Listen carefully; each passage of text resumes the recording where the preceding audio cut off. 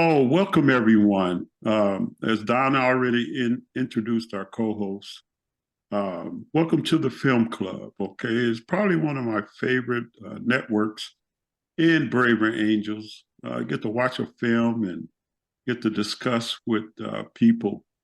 And this particular film uh, is one that Ron looked at and thought, "Oh, this is about time we need to talk about." You know, and the name of it is American Creed. But before I get into that, just remember how we do it, the Braver Angels way. For those who are new, we gather together to have, just like what this movie is trying, this film is trying to show.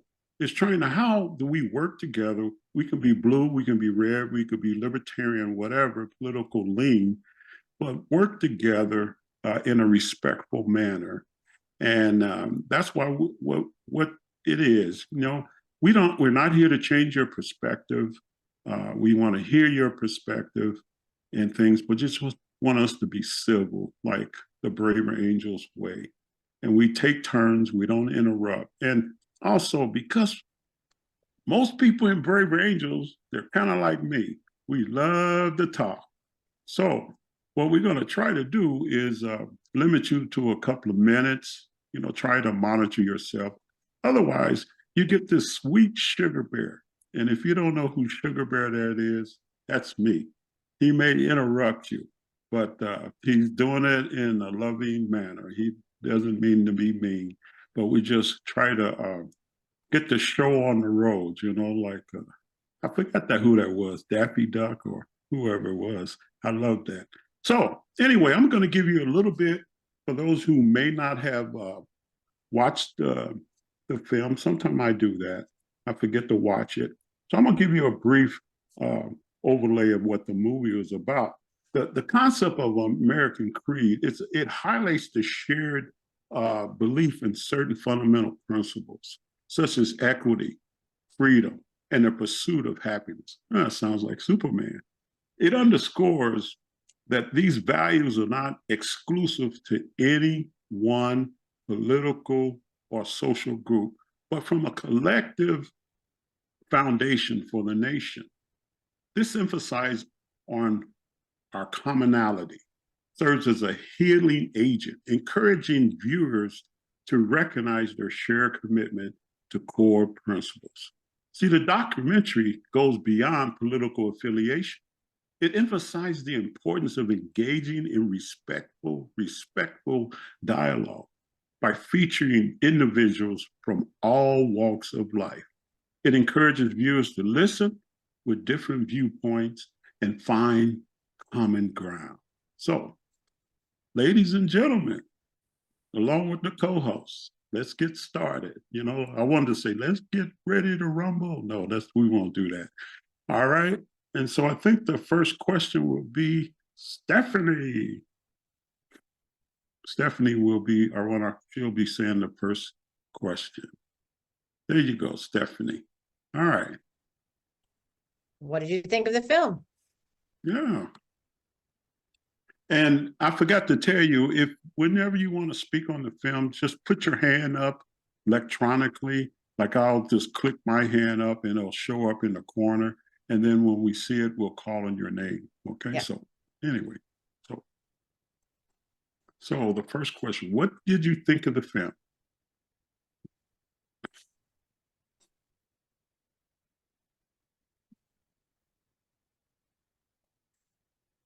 Don. Well, the thing that stuck with me was the dialogue between the Tea Party leader and the MoveOn.org advocate activist. I that was very uplifting and gave me a lot of hope.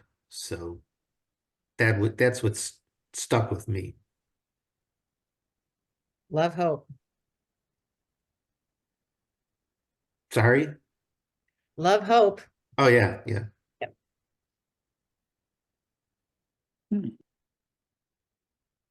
Anyone else? There you go. There you go. Linda?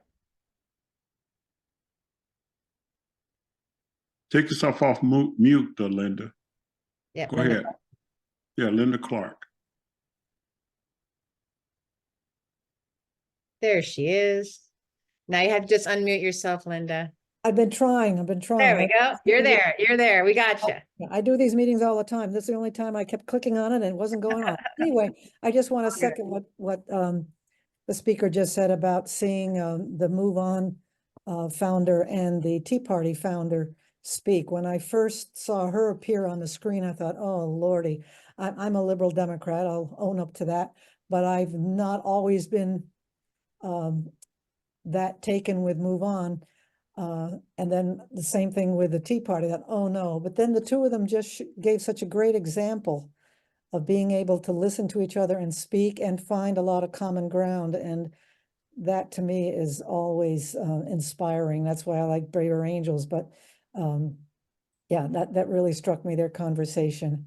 And also the young woman who works with, she was working overseas with helping people learn how to move into the tech world, and was told she ought to try it in this town of Dumas. I think that was Alabama. I'm not sure. I've often thought that too, that there's a place in this country for the same kind of investment, especially in our rural areas. We talk a lot about marginalized communities in our cities, but I don't think we pay enough attention to the same in all over rural America. Right. Not just the Midwest either, but upstate New York and rural New England, rural Massachusetts even. Great. Okay. Well, thanks, Linda. That's all great. Molly, you're up next. Well, I rarely speak to this question, so I appreciate everybody who does go first, because it can be a little nerve-wracking to be one of the first speakers. I will just say, first of all, thank you to the first gentleman who reminded me of one of the most important parts of the film that I had totally blanked on. That was also incredibly moving for me. And I think what it was about that friendship developing, that you could really see building during the film, that deepening of, I mean, I would call it even, dare I say, love for each other, was a key reminder to me of one of the reasons I like Braver Angels discussions, whether that's debates or film discussions, whatever the event. The idea that at a high level, we all actually have an incredible amount in common. And if you really think about it, it's not so surprising, but in the moment, it can be surprising for two individuals to discover that, and often even have shared values. And I want to add on a personal note, because this was really powerful for me, on a note that there was someone on one of our film discussions who reached out to our planning team about something people had said about education in rural areas of the country. He reached out to Chalk, and so we ended up having a 2.5-hour call out of one of these discussions. I'd say I think I can count him as a new friend. And a lot of what we were discussing had to do with the idea that we actually agree on what we want as outcomes at a high level, but that we just, like as he pointed out, we might disagree on how to get there in some cases. But as we got down to the nitty-gritty, we even did agree more than we thought. So I felt like I had a discussion out of this group that was very similar to that really warm, friendship in the film. And I thought they were a good model for us all. I will say the film as a whole, I was a little confused as to who gets to set the values. That I'm still not sold on the idea in the film that, any person or even group or even one document can, I mean, except from maybe, of course, the Constitution, can really set what an American creed is. That's a little bit sort of, I dare I say, like ivory tower for me to think that you can have one set of values. So, Yeah. we'll see where this discussion goes. Well, great, Molly. We'll do Donna and then Zimowit, and then we'll go on to the next question. So Donna, go ahead, and then Zimowit, you're in the queue. I like the idea by Eric Liu of the Sworn Again American. So he was so inspired by the ceremonies for immigrants who are becoming American citizens, the joyfulness of the ceremony, the commitment to being an American, that his idea was to have American citizens like us take another oath to commit to being active Americans, and having to do with respect and righting wrongs when we see them. And anyway, it's a clever oath, and it's a way, I thought it was a great way to bring Americans together across differences. If you had a ceremony and you invited Republicans and Democrats and you invited teenagers and older people, and you just invited lots of different kinds of people to take this ceremony together, and then perhaps do some type of activity after that, that again would bring people together, bringing out the best in people. I love that idea. Yeah. Yeah. Okay, Zima, you're up next. Okay, I found the documentary biased, and it's goes hand in hand with our group here, which is also biased. And by that, I don't mean red versus blue. I mean rich versus poor. We are all middle class or upper middle class. We all have broadband internet connections. I assume most, if not all of us, have a college education. In the documentary, there was, I think it was the Dumas, Arkansas or Alabama, but you know, they're showing the city where there was no internet connection, and the phone company would not even install it for people who could afford it. Now, those people are not online with us this evening. So this was a typical, you know, elitist NPR type, you know, a production, basically. You know, a lady who sold a software company will tell us about how to bring America together. America is broken economically. One half from the other, and only one half is logged in here this evening. So the documentary was a bit of a disappointment. It was sort of a sale, you know, there was a confirmation bias, basically, of, you know, successful people, you know, showing how successful they were, which is not this whole story of this country, unfortunately. Well, thanks for your comments and your perspective. Ivan, off to you. Okay, thanks, Stephanie. My question is, in what ways do you believe a film that encourages patriotism can be useful or effective?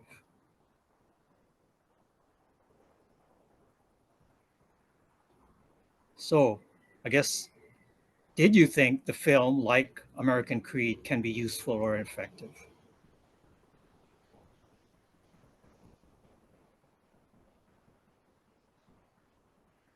Annie, I think you're first.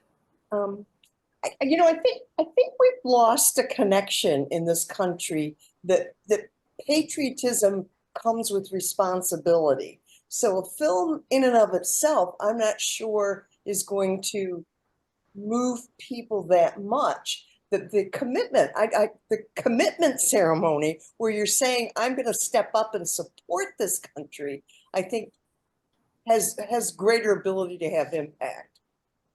Okay, so a little bit of caution there. Mhm. Patty.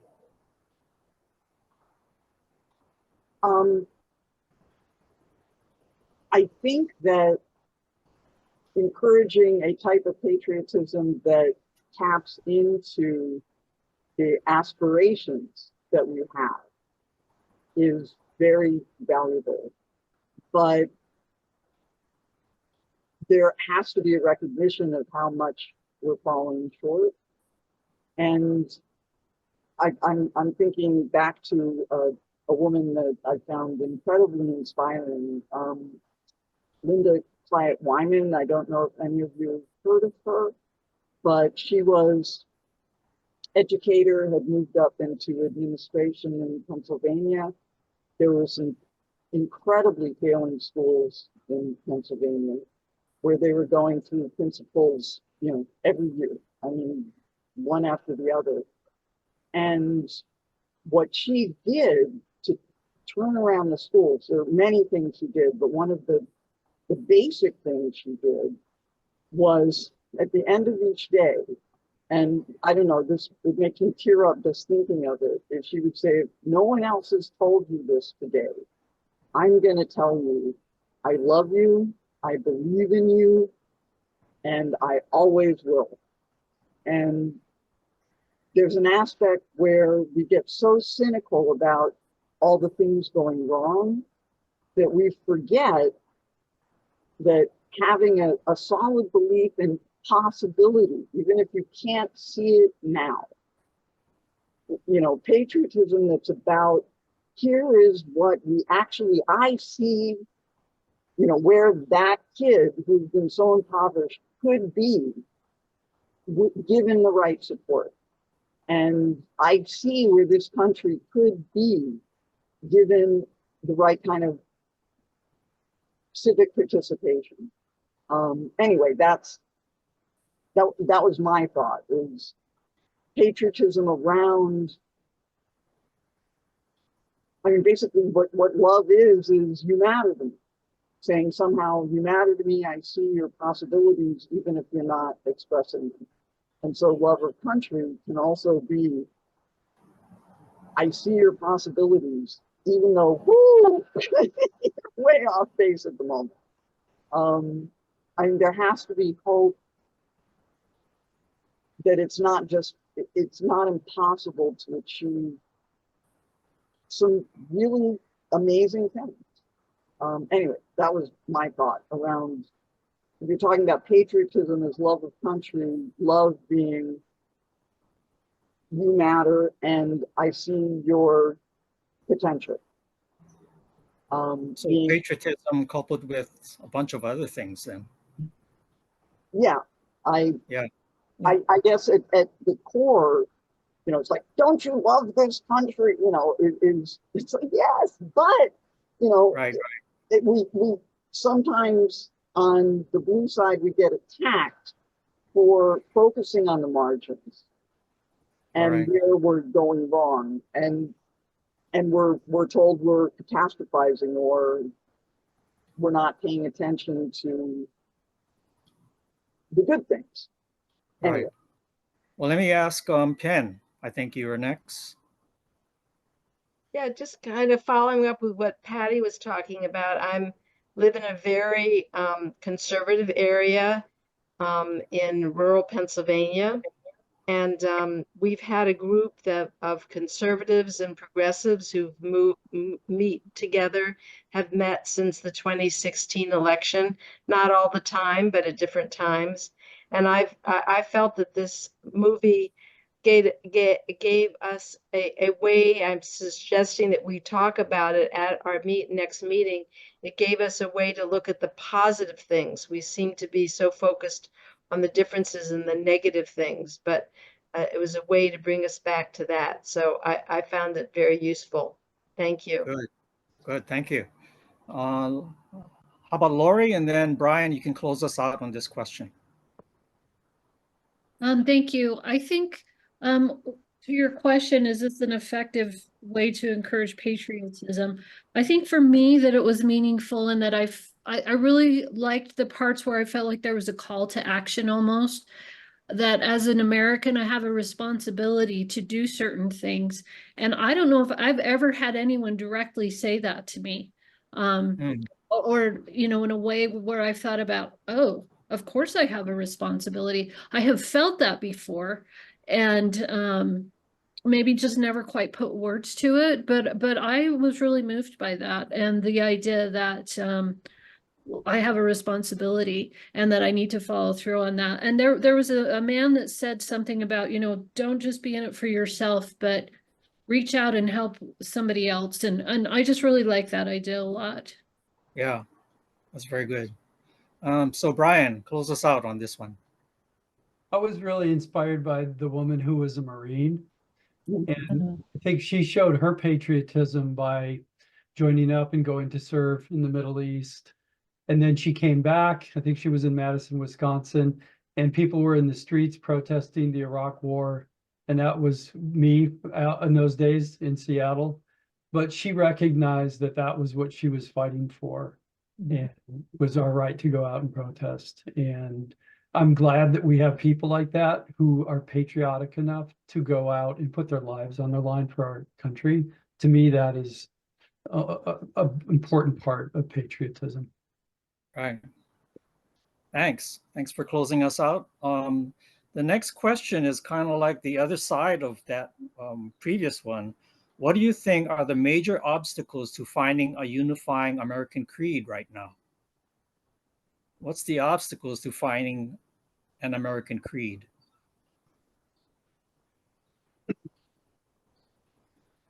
Zimowit. You're on mute. Yeah, There you go. unmuting would help. Yeah. If I had to, boil it down to one idea, I think it's lack of upward mobility. You know, the American dream was based on the premise that, you know, if you come here, I'm an immigrant myself, and you work hard, you will end up in a better place than where you started. Now, you might not be a multi-billionaire, but you know, there is this hope of Right. leaving the future to your kids better than you found it. I think for half of America that is no longer true. And that was actually shown, I think it was again in Arkansas, where they said that, you know, since the days of sharecropping, nothing has really changed, right? Right. If you have that situation, I think it's very difficult to rally around a certain idea if you're not getting the benefit of it. You know, we talk about upward mobility, but if people don't have it, you know, I think it's very difficult to sort of build a, you know, patriotic unity. I think in the past, you know, it was more, maybe I'm idealizing the past. I mean, people do that. There seemed to be more universal, what are they called? Widespread prosperity, or at least, you know, gradual growth. I don't think we have it anymore. Right. No, I've heard that too. Margie. Hi, thank you. I have to admit, I watched the movie over a week ago and it's been a busy week and I've forgotten a lot. But I feel like the silos that people are in today in terms of where they get their information is a huge problem in terms of finding. I mean, I suspect we have a lot more common values than the radicals on either side think about or maybe are aware of. So it's not so much that we couldn't form a common creed in some ways, is that it may not happen because people aren't communicating with one another, and we have a far less common news media. So people are hearing different stories rather than in the time, you know, when I was growing up, where everybody kind of heard the same take on the news and therefore could speak a common language. Thank you. Thanks. We're in our separate bubbles. So Lenny, how about closing us out? Yes, thank you. Just to piggyback on what's already been said, I think both political parties and news media outlets get in the way of developing a national creed. They seem to benefit by dividing Americans. It would become so polarized and so tribalist that if my team supports something, regardless what it is, I have to support it. If the other side supports something, I have to be opposed to it. And it just seems like so many people have fallen into that rut. And I think news media has it in their business plan. I think they benefit by doing that. And that's why every news media outlet is either entirely Republican or entirely Democrat.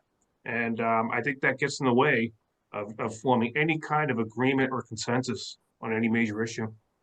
Right. And did not want to omit Oded. I saw your hand up. Is that how you pronounce your name? Okay. I listen to the public TV broadcasting service. What they say today, few words. I give you the news that you want. This explains what we have in the news today. Everyone get the news that you want, not the news that you want. And this is corruption. Thank you. All right. And with that, I'll turn it over to Donna. Okay, thank you, Ivan. My question is, a film interviewee said, want to make kids friends fast? Put them on the same team with the same goals. How can we put Americans on the same team? And by the way, a plug for Braver Angels is that we are on the same team. We are all working, we have the mission to depolarize America. And that helps make conservatives and liberals and others fast friends, I think, in Braver Angels. But how else can we put Americans on the same team? Patty, unmute yourself. What Westmore is doing in Maryland, having civic year or a year of volunteerism after high school that's being subsidized. That struck me as just, that's a wonderful way to throw people together on projects early in their lives to meet people they've never been exposed to. That was one, you know, very positive development, I thought. Totally agree, Patty. That is an excellent idea. Matthew, you're next. I guess I'd like to stretch that a little bit farther, because it's not just Americans that we need to get on the same team.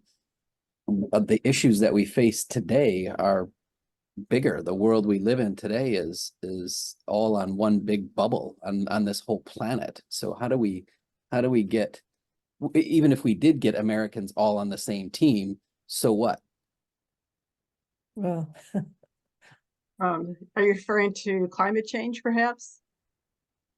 It could be that. It could be any number of different issues that I think, you know, could be nuclear proliferation. It could be war. It could be, you know, human. I mean, I think the problems transcend just America.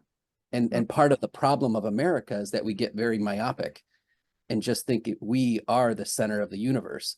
And we being the 50% of the people that, I'm sorry, I lost that person's name, but I really appreciate you throwing out the caste system and introducing that into this conversation. That is the underpinnings of a lot of American life. Okay, thank you. Thank you, Matthew. Molly, you have something to say?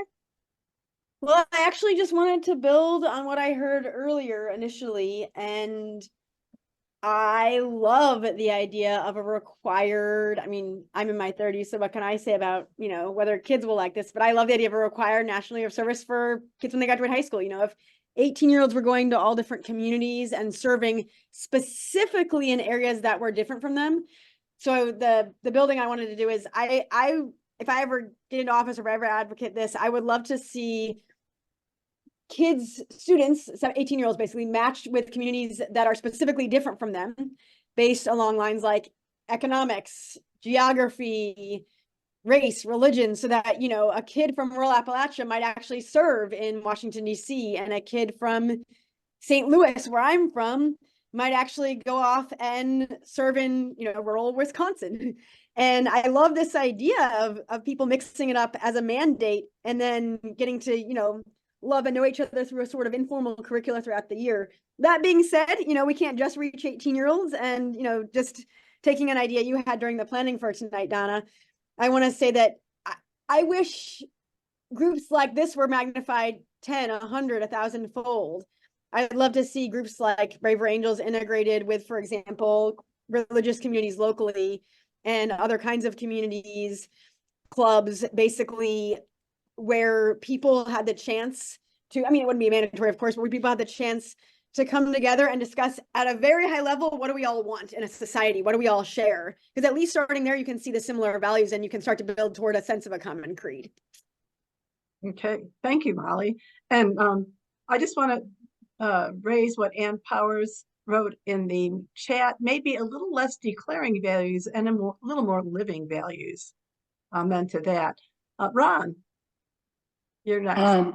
Yeah, I just wanted to chime in on the American Creed in that question. The first thing I tried to do when I was a young man was listen to my father. And he told me about American Creed was to read the Constitution. He said, read the Constitution, get the Constitution in your soul, and try to understand it. And from that, 3 words were really spelled out to me: freedom, equity, democracy, opportunity. And I will say, early on, it was difficult for me to understand that, growing up in an area that was considered a victim or marginalized. But then I ran into Frederick Douglass, And my life was nothing like his. Gave me an example of what, and he loved the Constitution, but he did yell at those people that were in power. So I'm just saying, be persistent, educate yourself, and try to LOVE and pick up a brother, just like the young man was saying about how we have a bias in America, and we do in some instances. But if every one of us maybe said, oh, I'm going to bring a homeless person to this Zoom, to a Braver Angels event, oh man, that would be something spectacular. I don't know if it would happen, but you know, you can dream. So to me, we have the American creed. We just need to do it. Thank you, Ron. And Ron is one of our best salespeople for Braver Angels. So wonderful. So Don, we're going to close it out with you. Oh, wow. Okay. Because I was going to challenge Ron because I've been in a number of meetings with Ron. He's great.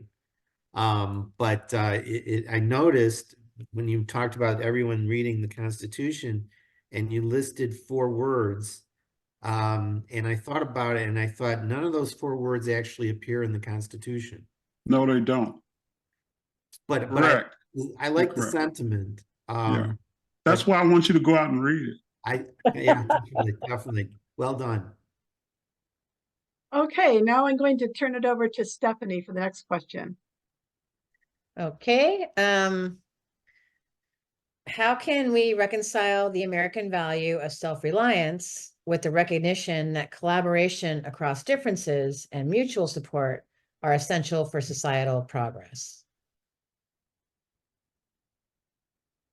So I think what that's asking is kind of, we do better together, right? Or yes or no, whatever that together might be. So since it was kind of a lot to picture, I put it in the chat, and if you haven't been watching, I put all questions in the chat, so take a look there if you need to process it a little bit. I know I do.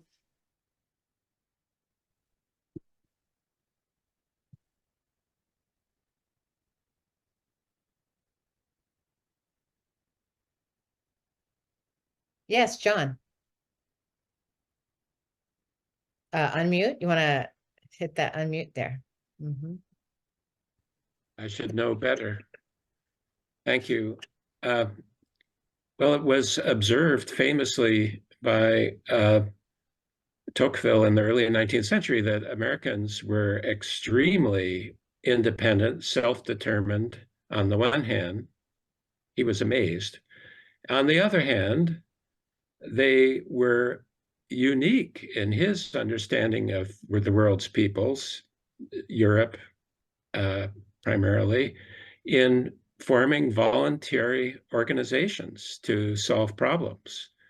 He watched, this was in the late 1830s, 1840s, he watched libraries being built, barns raised, schools established, colleges founded, religions originated.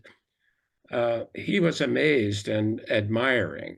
He did not know that this would continue, but he thought these two things together were uniquely valuable and something that Europe, especially the French, could learn from.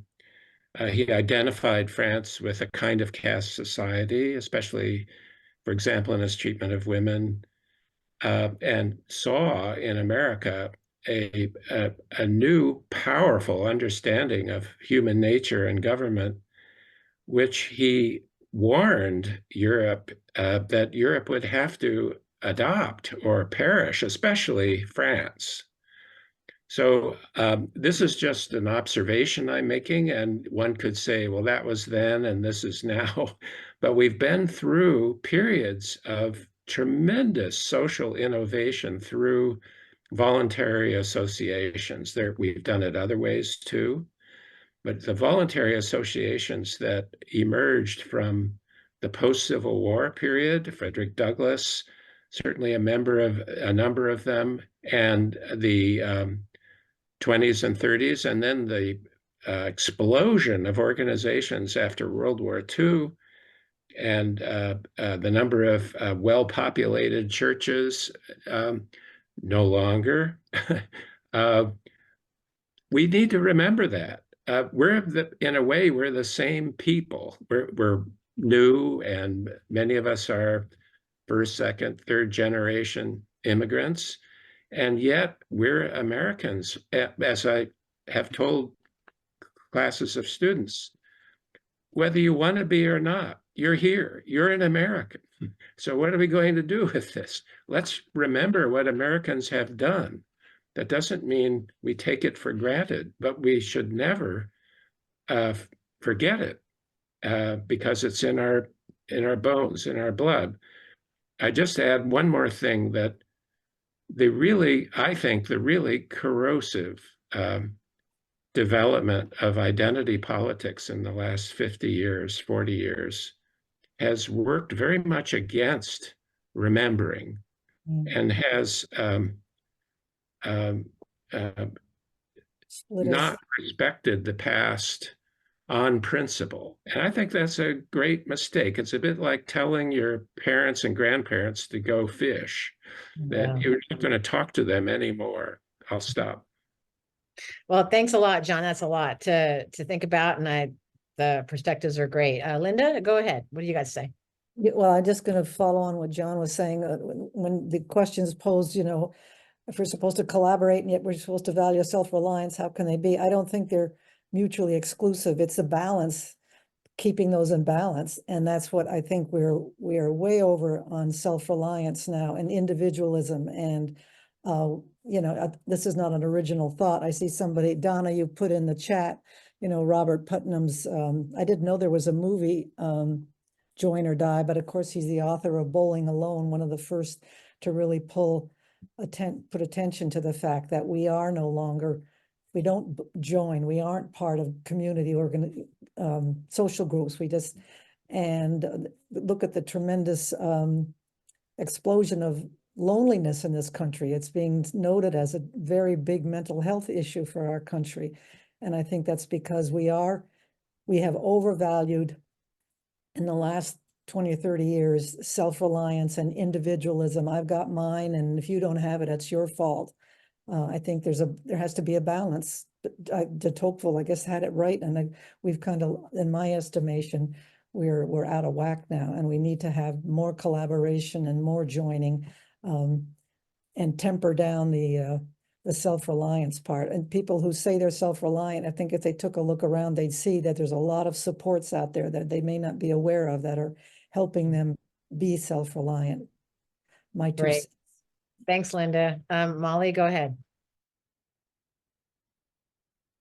I just was reminded by someone's comment even before Linda spoke about the quote from Martin Luther King. So I wanted to just share this because it's about why I believe in the importance of public policy to, you know, provide this mutual support and not simply, you know, the good of people's hearts and hopefully it'll just all work out.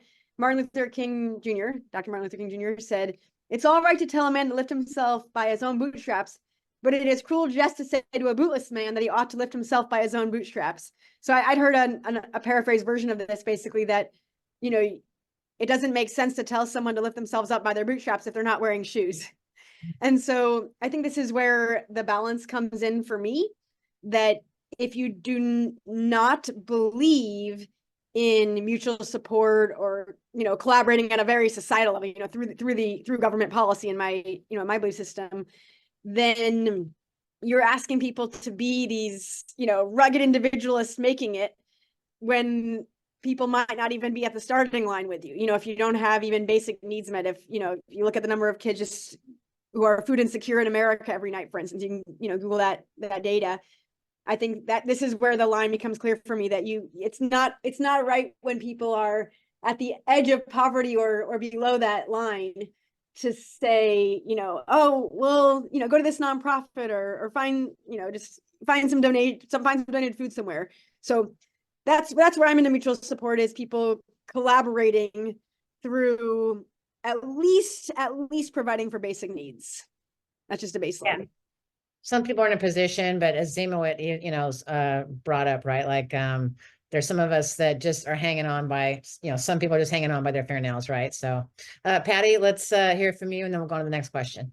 Just following up to what Molly and then, Linda said, is that there is a myth of self-reliance, that we all build on some basic stuff, protection of property, taking care of roads, just basic things that are governmental things that I think the film, in a sense, in emphasizing individual action, was promoting this self-reliant, in a sense, everything needing to be volunteered, or someone coming up with a great idea to engage the rural.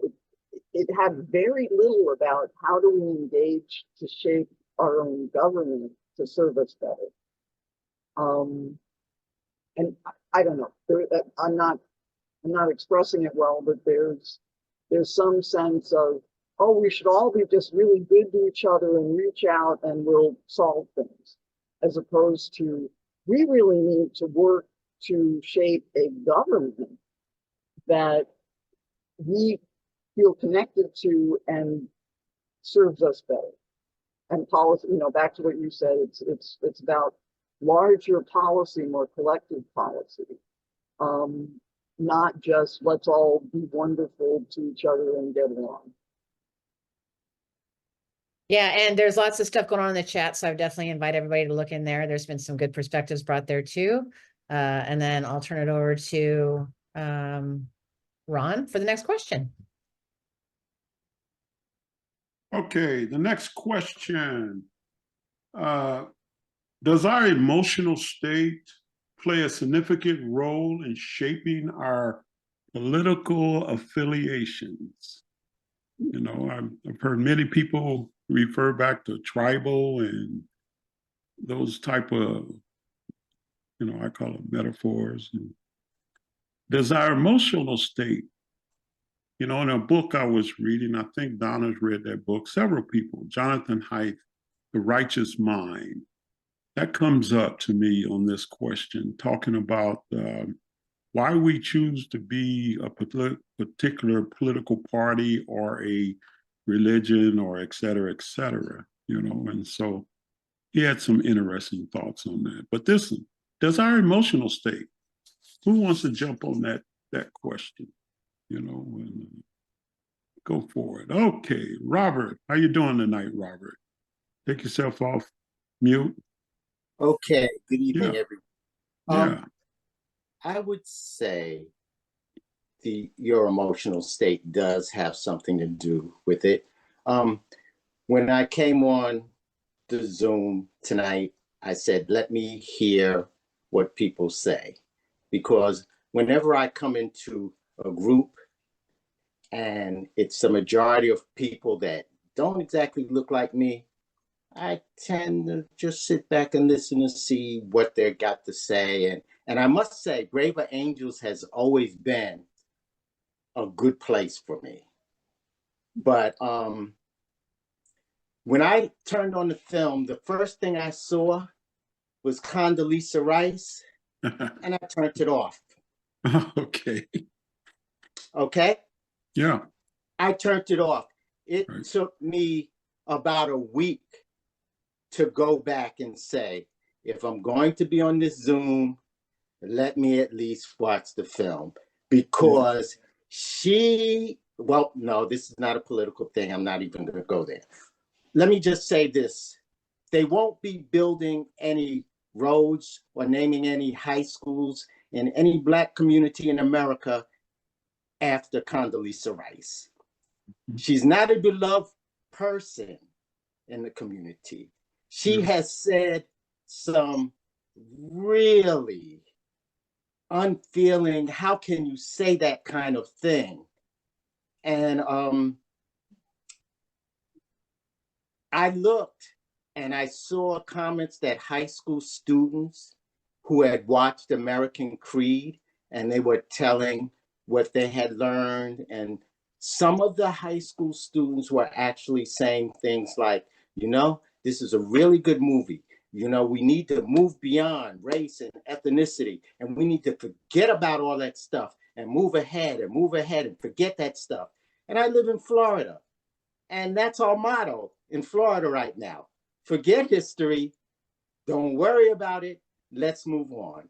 So I had a lot of emotions about this, and Braver Angels helps me temper that, and I'm still here. But it's you can change, and I think Linda made the point, and somebody else made the point, and I love that point. It's not just the individual actions of people. There's systems that have to be changed that can't be changed without the collaborative effort of individuals. And I rest my case. Thank you, Robert. And you're not the only brother in the room, but thank you. You got Sugar Bear right here. But I'd like to have a one-on-one with you sometime. I think we have a lot to talk about. But thank you for your comment, because that, you know, what Robert said is the emotional piece. You know, when he saw her initially, and because of what she might stand for, he doesn't agree with. And I'm glad he said it, because this is a place you can say those things. And then Sugar Bear is the one to try to have a one-on-one with you. Okay, Brian, here we go, Brian. Yeah, Give me your perspective. Yeah. So I think that the tribalism is really deeply ingrained in us as humans, probably from evolution going eons back, and not wanting to be excluded from our tribe because it was a survival thing for us. Yeah. And I also read, Ron, you mentioned Jonathan Haidt's book, Righteous Minds, and he talked about that in there as well, that many people, it's more important to feel part of their tribe and not lose friends than it is to say what they really believe. And I like to do what I've been calling lately, getting a well-balanced news diet and forcing myself to listen to Donald Trump. You said that lightly. Have a go on. Other people, or you know, I've come from a traditionally liberal side of things, but I'm really changing my mind on things, and I'm really forcing myself to read conservative authors and perspectives. And it takes some getting over an emotional block, but I am rewarded for it so many times over, because, you know, I will hear some stuff that I have not heard before and some perspectives that make a lot of sense to me. And, all right. I just want to say, Brian. Robert, that it's great that you were able to overcome that initial reaction to Condoleezza Rice as well, and force yourself to watch the movie. Yeah, Robert made me think, because she owns part of the Broncos, and I'm a Bronco fan. But anyway, that's good. I will diverse here. Laurie, how about you? Thank you, Brian. Yeah. I think sometimes the emotions can prompt a positive response. I think I have become a lot more empathetic and open to listening to other people's thoughts and ideas because of experiences that I've had where people wouldn't do that for me. And so having those emotions about things and reacting in a way that maybe wasn't a positive way at the time, but overall has helped me to become more empathetic and a much better listener. So sometimes those emotions can drive a positive action as well. Okay, thank you. Thank you. Anyone else before I give it over to Ivan on the next question? Anyone else want to say anything? Okay. All right, Ivan, go ahead. You have the next question. All right, thanks, Ron. Yeah. The next question is about the dark side of patriotism, kind of. What's the difference between patriotism and nationalism and tribalism? Is your patriotism my tribalism? And I just want to comment before I pick anybody to respond. I'm of the age where I remember the Vietnam War and how it split our society, and how a lot of people who resented or opposed all the student protests were chanting the America love it or leave it slogan. That kind of is the a very negative side of patriotism in my view. So any thoughts about this question? What's the difference between patriotism, nationalism, and tribalism? Where does one become the other? Kind of a deep one. John. Oh, unmute, please. Someday I'll learn. I'm no expert. I've, like you and others, we've been thinking about this a long time. I think there's a big difference between patriotism, rightly understood, and nationalism. Nationalism is an aggressive position in world politics. By aggressive, I mean it is war-making and domineering rather than dominant, but domineering. I think patriotism is very healthy. Rightly understood, it can move over into nationalism when it becomes the kind of phenomenon I just described. I think it's healthy for a people to be proud of where they live. I think it's good to be patriotic about one's city and town and about one's heritage. Literally, patriotism is related to the fathering or the parenting of who we are. That's a very healthy thing. We can't always take it for granted, and people have different experiences. But without it, I think a people tends to be lost. Europeans, many have made a big deal about the European Union and the importance of the disappearance of nationalism. I think that's a good thing after the world wars. But patriotism, if we, as you meet Europeans, they're patriotic. The Dutch really love the Netherlands. They really do. And the French, and it's true of the Italians too. They don't want to say so quite, but boy, are they happy to be Italians. So, and I think that's healthy. The unhealthy side, one can blend into the other, but I think it's very useful to keep them separate as much as possible and to cultivate the healthy kind of patriotism. It's reverence. And that's not a bad thing. Lincoln talked about reverence for the laws. Lincoln's love of America was deep and wide and generous. He wanted others to benefit from the outside of America, to benefit from the American experience for all of its problems. Thanks a lot for that, John. I'm always thinking about trade-offs, so that kind of a question comes natural for me. Robert, you want to jump in? Oh, I just wanted to mention that I think in this day and time, the term patriotism has been unfortunately captured. So especially among the younger generation, what older people may think of when they hear the word patriotism, younger people do not think the same thing. And if you had a group or a party or an organization that had the term patriotic or patriotism in its thing, the younger people especially, and a lot of people would automatically assume that it's sort of a right-wing, semi-nationalist organization. It's just the reality of living in 2024.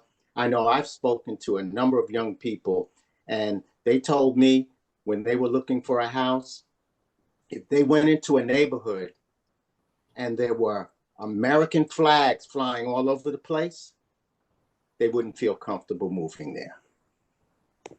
So Robert, is there some kind of word or term that is more positive among young people that means sort of the same thing? No. Or is that completely out of their vocabulary? It's out of their vocabulary, and the schools, they don't teach it. They don't teach civics. They don't, we're sort of captured by social media, as somebody mentioned. especially the young people. So we've kind of lost the term patriotism. Maybe somebody can invent a new term, but for the younger people, patriotism is not necessarily a good, positive thing like the older people would think of. Thanks, Robert. Lots to think about that. Ron. Well, you sparked my interest on this question. I normally don't talk, but it's true. Patriotism does have a negative thing in some communities, but it should mean loyalty, just like nationalism. All three, nationalism, patriotism, tribalism, should be loyalty. I got hit with patriotism when I was a school teacher, and predominantly Latino, Black community. So I could have kept the narrative going of negativity, but I asked critical thinking questions, and it made them aware of their language is different, generational, which is good in that aspect, but sometimes it's not. And so I think as older, we can give our wisdom, but we also need to listen to the young folks as well. Nationalism is a political ideology. You know, it's like the interests of the culture, the national state, the national state, pride in your country. I don't think there's nothing wrong with that. But you also have to keep in mind of historical things that have happened in the past. And that's where the division comes, you know, but that's what that is. Nationalism sometimes can lead to exclusionary, just like I think what Robert was saying. It can. But if you go in with it with maybe a why question and not, I know everything, then, you know, you can get over that. Patriotism is a love and devotion to one's country, period. It's value, people, pride in the country, pride in the history, not all the history, but the symbolism. And it's just a desire to unify the country, not all thinking the same thing, but unifying so you can get free thought from everybody and then make a balanced decision that helps all people. And then tribalism refers to loyalty again to a social group, exclusionary sometimes, because the first thing you know, oh, we Republicans know everything. Oh, we Democrats know everything. No, American, how do they survive if you challenge and divide all the time? So anyway, that's my thought. All right. Thanks, Ron. And you can move us to the next question. Oh, am I the next one? Yeah.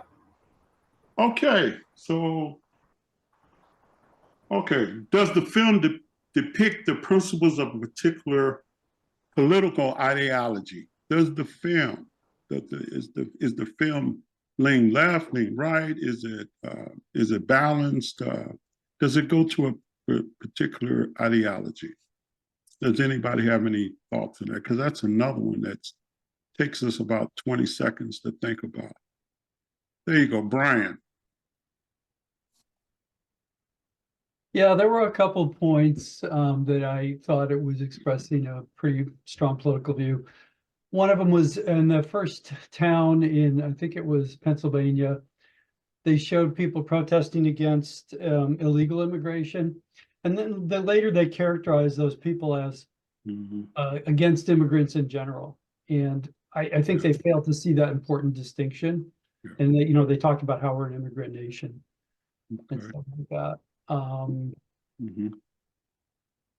The Black writer talked about the lack of opportunity, thinking that this country was not one of the better countries in the world for opportunity. I don't know a comparison of that, but I know that it does offer a lot of opportunities and people come here from other countries for those opportunities. So piggybacking on what you just said, why do you think that thought is out there? Because it is out there. What thought is that? About the opportunities, that it's not equally balanced for everyone. Well, one of the more depressing things that I heard in that movie was, and I'd heard this before, but it was to remind me of it, was how social or economic mobility in this country has actually gone down. And to me, that strikes at the heart of the American dream and one of the things, our optimism as a country and us being an immigrant nation. So while we still may have a lot of opportunity, we're going in the wrong direction. Okay. All right. Thank you, Brian. I've always wanted to ask that question and then follow it up. Well, what is the solution? What do we need to do? But anyway, I won't. Anyone else has a thought? Anyone that hasn't talked? You know, some of the newbies, some freshmen. You know, anything in the chat, co-host, that someone asked a question, maybe anything like that, or posed a question. Okay, I see a Dr. Gale on here. You know, anyone? Okay, well, we'll go on to. Oh, I guess I'm up for a third question. Oh my goodness. Here's the next question. Are there instances in the documentary where crucial perspectives from either party's political stance are overlooked or unrepresented? Okay, so any remarks that they have a stance on, political stance, that people either don't pay attention to it or it's overly it's overlooked or underrepresented. Anybody can remember? I know that movie was a while ago because I'm having problems remembering a lot about it. Was it anything?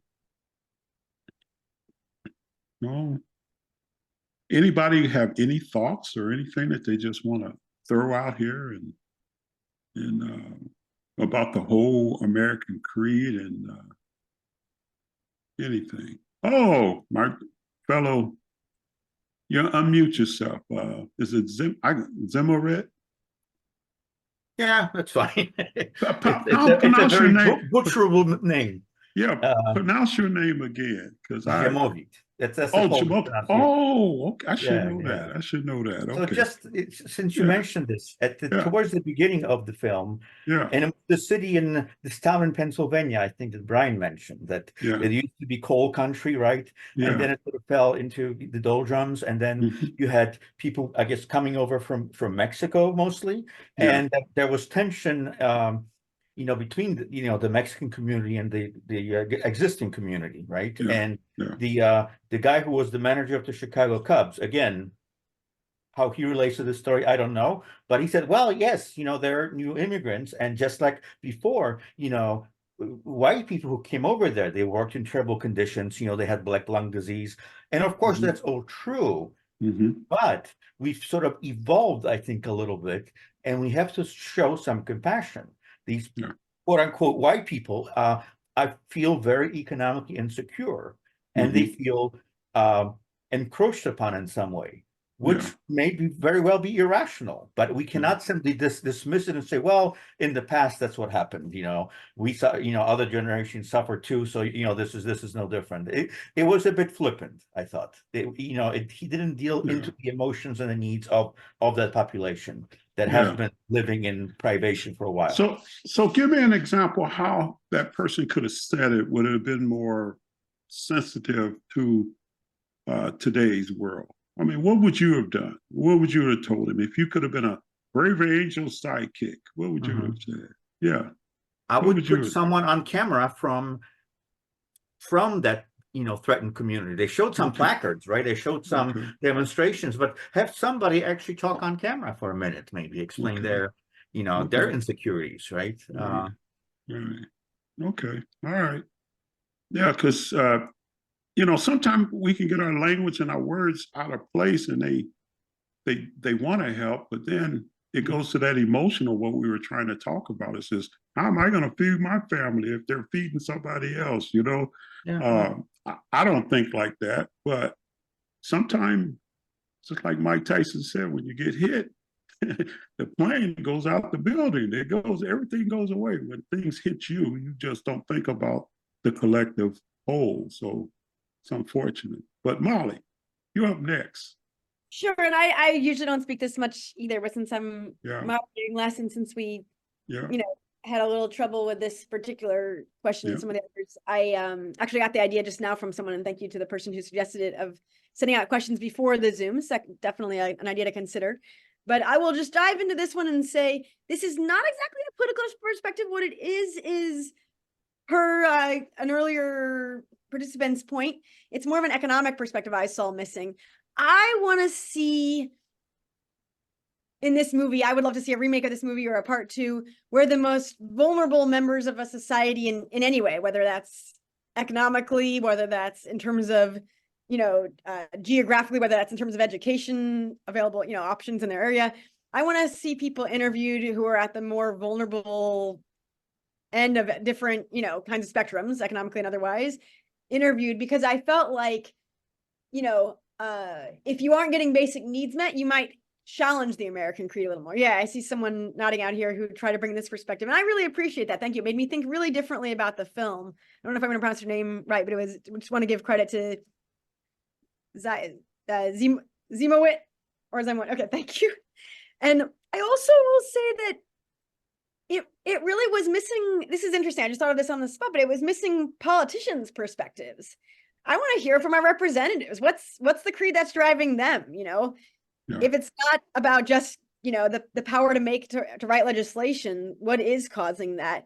And I did feel that, look, I'm not going to say the film was liberal or conservative. I really fully don't believe that at all. What I will say, I don't usually talk about my own affiliation, but I'm a blue, I'm on the liberal end. And I would say, if anything, become more purple on certain issues as I've gotten more involved in Braver Angels, which I appreciate, people opening up my eyes and all. What I will say is what was missing to me is this sense of loving your country goes completely in line with challenging the way the country is run, with challenging policy. I heard a joke once that the way liberals love their country is like, an adult child almost pushing back on their parents. I think it's a little bit of a stereotype, and I don't like to put people into boxes and categorize everyone like that. But I love my country in a way that's all about how can we improve it. I mean, I think Braver Angels is one way that I work to improve it, and that we all are just being here improving it. But I want to see a challenge to whether we're living up to our values and acting upon. Right. And that Okay. is a value I have, is checking them on. Right. Like, are we actually doing this? Thank you, Molly. And it's getting closer to my friend James Baldwin, So if you remember one of his quotes about challenging America, he says, anyway, John, how about you next? Then Don. I think the last person I'd want to hear from is a politician. I would rather hear from an economist. And as much as I love Braver Angels, I do think not all problems can be solved simply by having more contact groups. I think there needs to be, I'm an engineer. It's like, if there's not upward mobility like there used to be, why not? What are the economic models saying? And what can we do to fix it? I mean, I think America's great strength is problem solving, and we should have people from various communities and backgrounds coming together, perhaps as part of the process, but there also need to be people who really studied it too. And this is what I find frustrating about American politics is the partisan divide is annoying because it stops us from getting together as a nation and doing problem solving. And problem solving requires compromise, but it also requires collecting good information and having an understanding of what the situation is. And yes, that involves hearing from people in the community, but there's also a bigger picture that needs to be understood. Yeah. All right. Thank you, John. Thank you. How about you, Don? Yeah, so just jumping on that, Braver Angels has been an incredible experience for me, and I've only been involved with it for less than a year. But what I can say is that the experiences that I've had with getting together with people who I don't usually interact with, coming up with solutions that neither person could come up with alone is very powerful.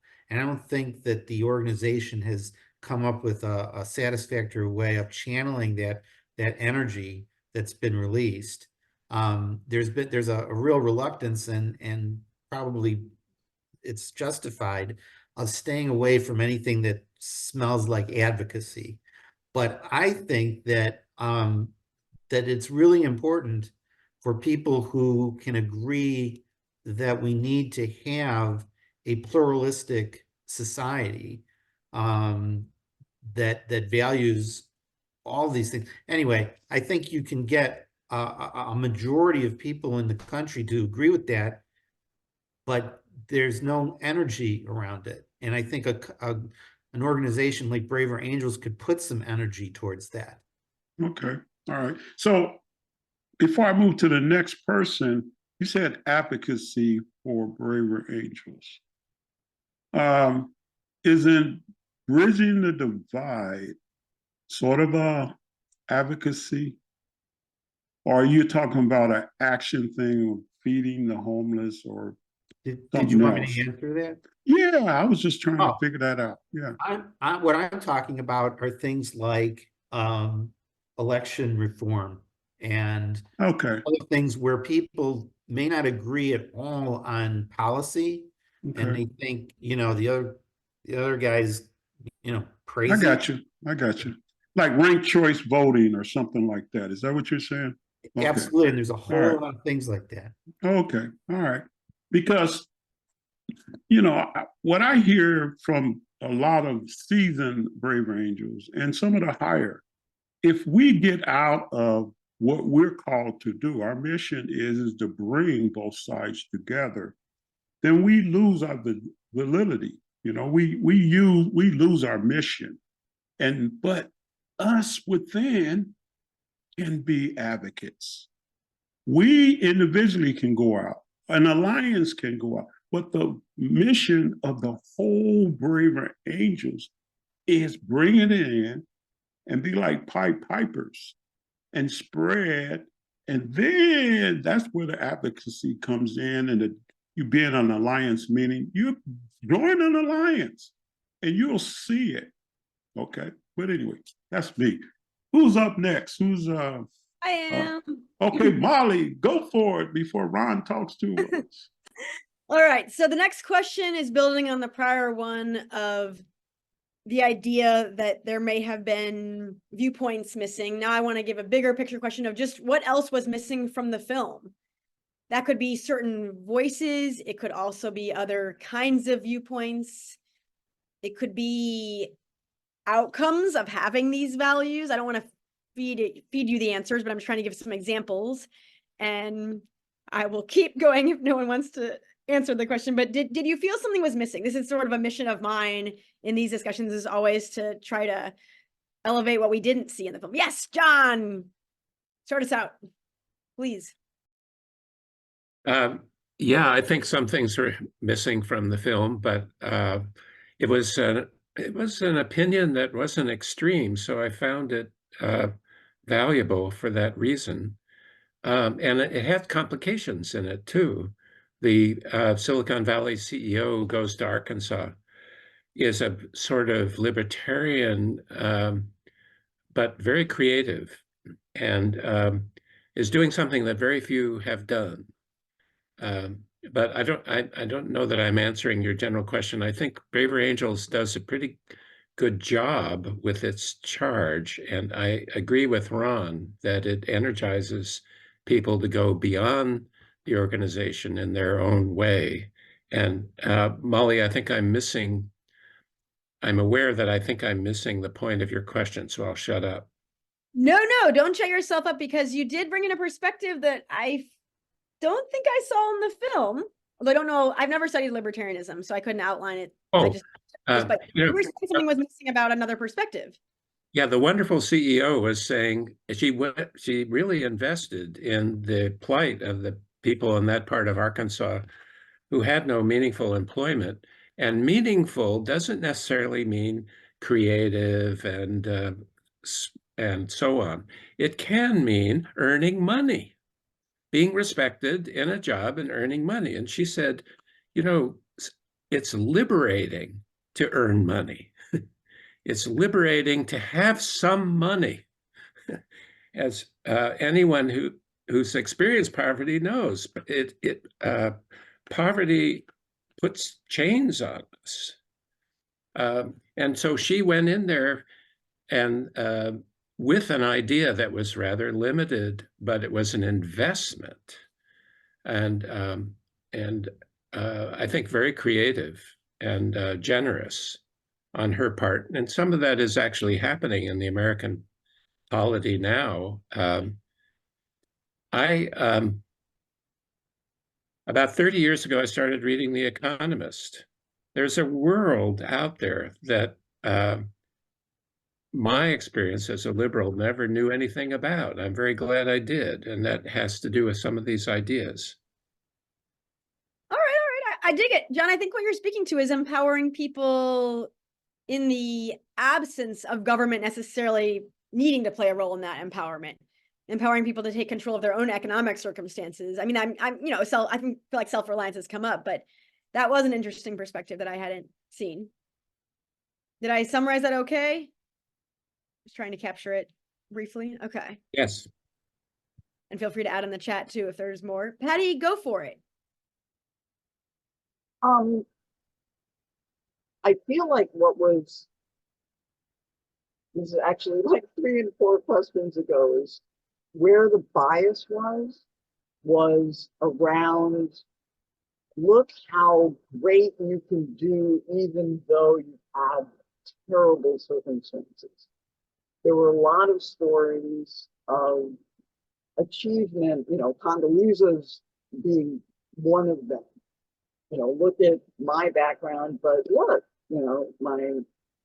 my dad essentially lied about what he wanted to do in order to get to university. That's all well and good, but it keeps missing that what are we doing as a collective nation to facilitate making sure everybody has, some minimum level of resources to thrive. And we haven't even sort of defined what that is. Yeah, it's so basic. If we believe, not even equal opportunity, just what are the minimum levels you need to actually be able to pursue almost anything? And can we provide that? Should we provide that? But we skip right past some of these very basic questions. And anyway, that was just my thought about what was missing from the film. It sort of reminded me of, I don't know, Bush 1's, or the 1,000 points of light that will solve everything through volunteerism, as opposed to there's this tension between seeing the government as some evil thing that's oppressing us versus here is our government that we can shape. And that seems to be at the heart of a lot of divides around this is, and it goes back to taking the oath, being a citizen, re-engaging as a citizen. And I'll shut up now. I'm sorry. No, that was so great. That was so great. I didn't want to stop you at 2 minutes because it was meaningful. Thank you. Don't worry about it. You were great. And I also the oath question we're actually going to ask about last. I do want to just comment on your mission, I think, Patty, here, or your statement, which is the film really doesn't get into a lot of examples of how to uphold the values for people who may not have resources to make it in America. We've already highlighted, so I won't go into detail, but it does provide some specific people taking on personal roles, like having people take the oath, the woman who's a principal empowering her students. I will say, on a personal note, I felt that what was missing is the scalability of those, quote, solutions on ways to live up to our values and create a space for other people to be able to live out the values by having the ability to live the so-called American dream. I'm going to stop us on this question because we have about 5 more minutes, and I am excited to turn it over to Donna for the either last or second to last question here. We'll see how time goes. Go for it, Donna. So I already talked about that question, and so I'm ready actually to talk about our next film next month. And that film is going to be In Our Son's Name, a documentary featuring Orlando Rodriguez, who's a long-term Braver Angels volunteer who passed away recently, and his wife Phyllis. So their son worked in the World Trade Center, and I bet you know where I'm going with this. He was killed on September 11th, 2001. During the aftermath, those parents chose reconciliation and nonviolence over vengeance and began a transformative journey that both confirmed and challenged their convictions. The film depicts their journey.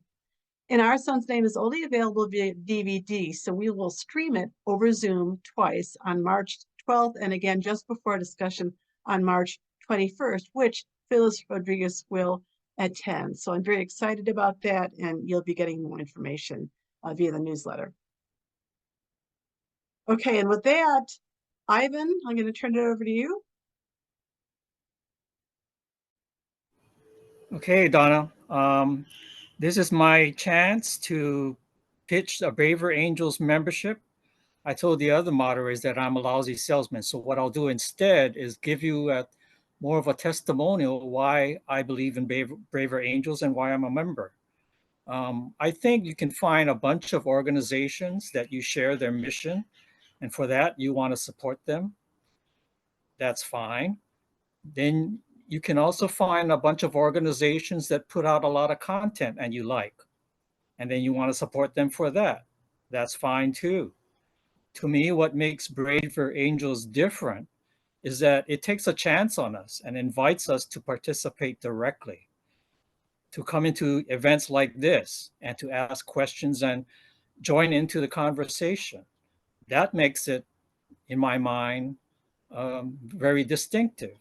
And what seals the deal for me is that once you participate, and you can see it in this session, you find out that Braver Angels comes with a community of people with diverse perspectives that we've heard today.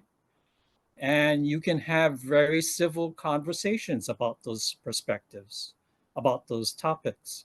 If you see the past films that we've done, we've tackled all manner of very controversial, very divisive topics.